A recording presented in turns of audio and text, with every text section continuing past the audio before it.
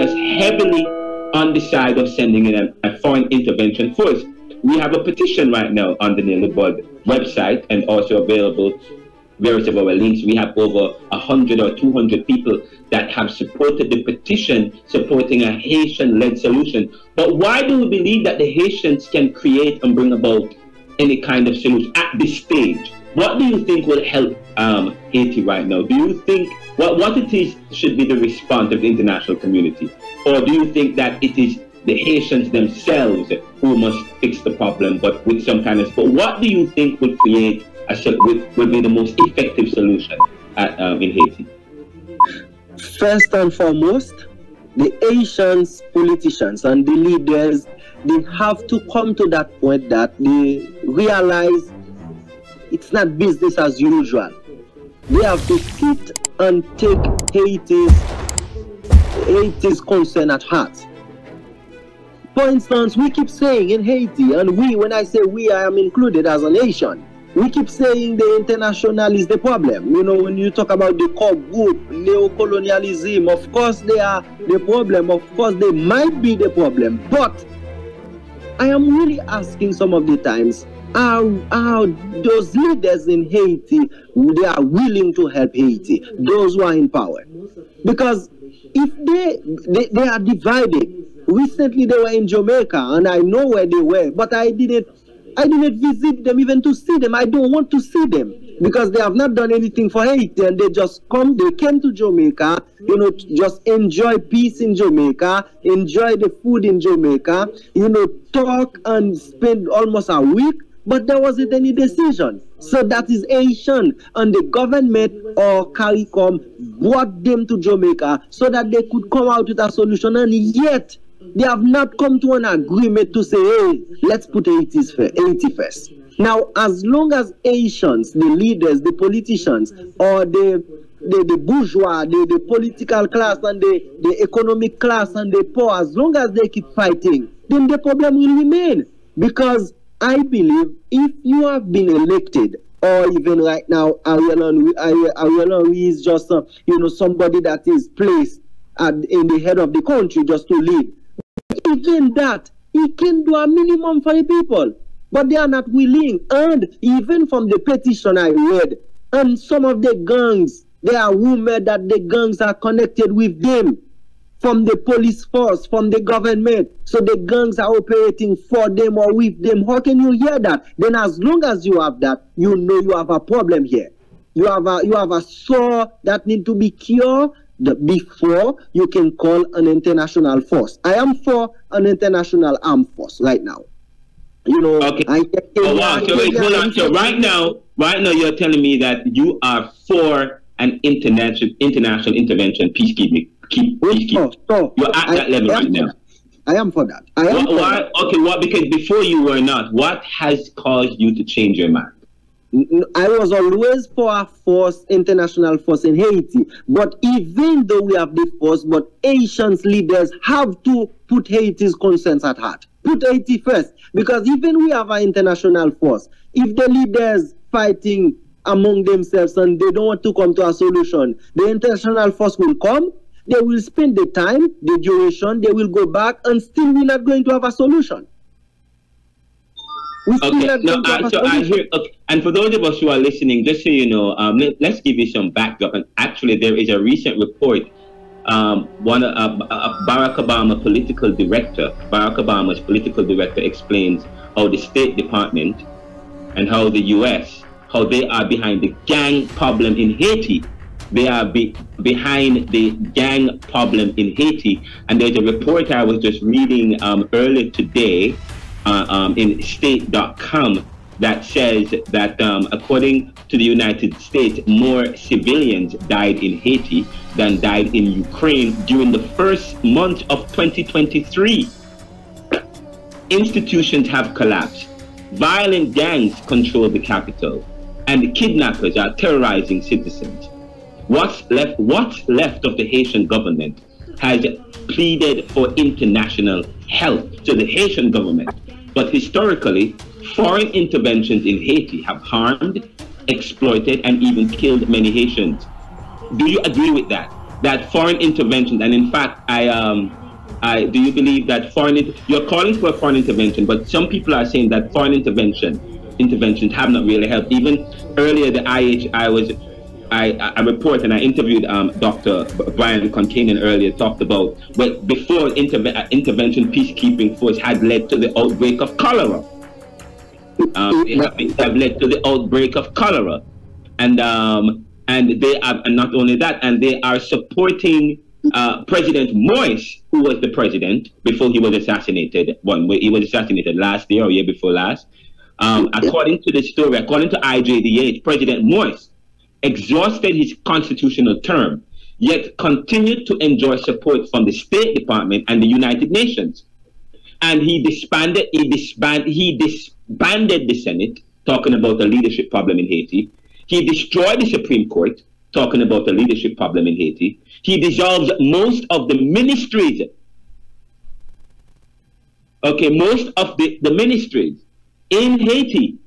And after that, he appointed, just before he died, he appointed Dr. Ariel Henry, who has called for military intervention at the same time that he has resisted and delayed transparent negotiations with civil society about transitional government that could lead to actual democratic elections. I think part of the problem is that there's a leadership problem in Haiti, where the people, the leaders, cannot come together, and that has always not done Haiti, but that has always been part of the Caribbean problem. Okay, that has always.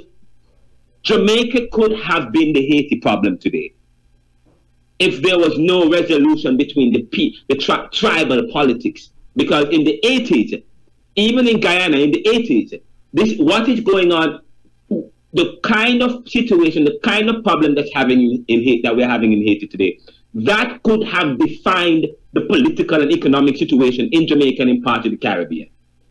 In terms of what happened in Jamaica between the JLP and the PNP, and one supported by the CIA and the US and so on and so forth. And in Guyana, we had the Burham dictatorship, who Dr. Walter Rodney spoke against, because he was supported by Jimmy Carter, and the US is about promoting democracy, but they were supporting a leadership group that was not about promoting democracy, but they were opposite to that.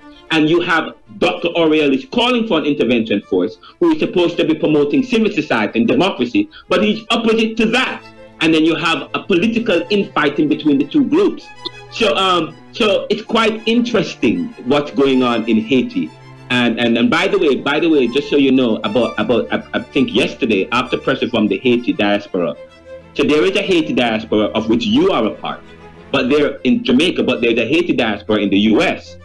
And according to the diaspora, they are pressuring Dr. Ariel Henry and through the State Department to support contingent upon legitimate negotiation, a contingency upon legitimate negotiation.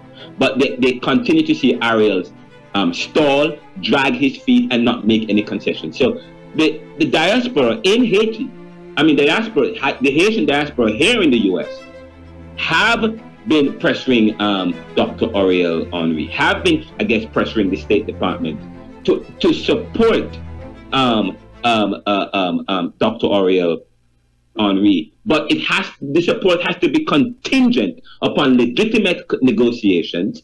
But what they've been seeing is that a stalling from Henry himself. The last UN intervention led to a cholera outbreak, and so on and so forth. And so it's quite interesting about, and there was a video I watched earlier. Sorry, I've been going on and on about this. The last video I watched, and I'm going to play it later, Bob Marley said, "I promise you that if there is not a political transition in Haiti," this is Bob Marley many years ago, he said, "I promise you," in an interview, that if there is not a political transition in Haiti that takes up the basic democratic and economic aspirations of the Haitian people, you're going to continue to see destabilization, violence, and more forced migrations. And guess what? And he said that about 20 years ago, and we're seeing that today. So tell me, Miss R, tell me what is going on in Haiti in terms of the political leaders, that they cannot come together. What is going on in terms of it? You should talk about the bourgeoisie. Tell me a little bit about the class and the political parties and infighting, and why do you think that there cannot be some resolution to the impasse between the political aspirations of these groups of people? Now, first and foremost, let me say it again. I am for an international force in Haiti, yes, but not as the one we had before. Now, I have just said it, but I didn't give the criteria. Now, yes, recently, I don't know if you have read it, it came in the news even on the Gleaner, that yes, a former policeman, he was a former policeman, his name is Jimmy Chauzier. And you know, he's in Port-au-Prince too, somehow. I don't know much about him, but I read it in the news in Jamaica, that yes, he said if there is a force that's coming to Haiti, the first and foremost, this force have to arrest Ariana and his government members. And he said this force should not be just like the one we had before that brought cholera. And they came, not only they abuse and rape girls and boys, but they impregnated young children, underage children, having children in Haiti, and that was a complete mess. We are still having cholera in Haiti, and they came with cholera in Haiti. And we so there is cholera in Haiti even right now. Oh sure, cholera is not yet eradicated. It's not yet eradicated. Some places, time to time it rises. Time to time you have few people who have it. How did the international community lead to the outbreak of Haiti of cholera in Haiti? Well, they didn't say anything, and there were questions asked that we should be exonerated or something like that. You know, reparation. But the question is, what I mean? Why is it that the international community, their previous intervention from international intervention, how did that lead to the cholera outbreak in Haiti? I was in Haiti at that time. I was in Haiti, and I remember it was somehow they said they had some stuff that they throw in a river. You know, there was some kind of, you know, allegation like that. But basically, it was confirmed that cholera was something that was brought by this force that was in Haiti at the time. So I am not an expert on health. I don't know anything about health. I am not any expert on security system, but I read the news every day. I am interacting with everything from Haiti, and I know this was not good for Haiti. So we don't want one like this again. But because of what is going on now on the government, the police force, they are not at the level to curb or to eradicate or to stand up with those gunmen. Now we need a force not to go and take over, but to go and to help and equip the police force, to stand with the police force, that the police force will be able to face off with those gunsmen. We don't want one that would go and control Haiti and take over. No, we don't want an international force for that. But we want an international force that will work alongside the police force, alongside the police force, and, you know, establish order and principles in Haiti. But the problem, again, to answer the question, is that the problem of Haiti is a problem of conscience.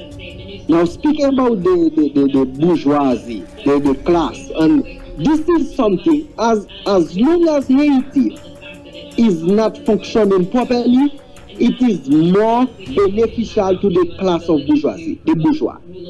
When Haiti is in trouble, when there is turmoil, there are chaos in Haiti, then the political class and the bourgeoisie, they benefit from it. They benefit from it. So there are people who are benefiting from the instability in Haiti.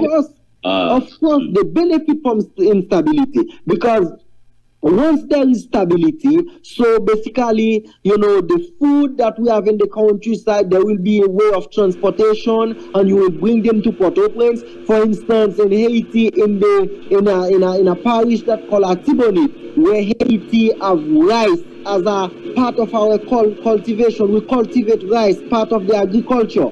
But the bourgeoisie class, those guys who import rice in Haiti, they don't want the rice of Haiti to spread out for the people to get it, because they will always get to import. So what they do now, they cripple the agriculture system so that they can import rice. They cripple the agriculture system so that they can import egg from overseas, they can import meat, they can import sausage. So everything that we can manufacture in Haiti, they weaken the system, they weaken the manufacture system, they weaken the agriculture system so that they can import more. And more they import is more money they make.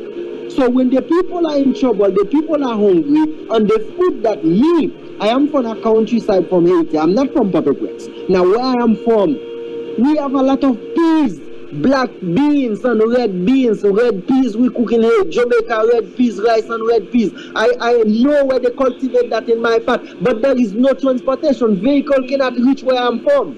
So when the population where I'm from, when they reach in the season that they have so much of these peas, the only thing they can do with it is eat it.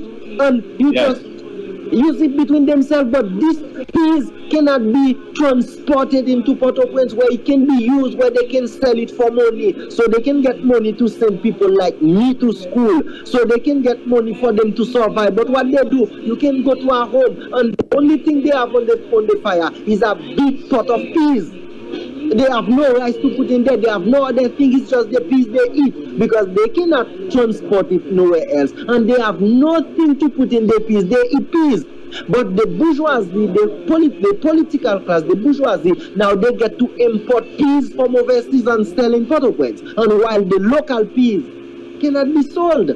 So the problem in Haiti is a problem of greed, is a problem of conscience, is a problem of wickedness, and it is an Asian problem. It's not anybody else's problem. It's not your problem, Dr. McKenzie. You are trying to help, but it's an Asian problem. It's greed. It's too much. The bourgeoisie, the more they want, more they have, and the more they want. And more they want, they have to cripple the people. They have to cripple the government. They have to cripple the police force, and so that they can rise. And when they rise now, they have control of the government. They just call Ariel Henry. They say, Ariel Henry, listen, no, I have 120 tons of rice coming this week. I want the pot to be open, and how much money that will cost?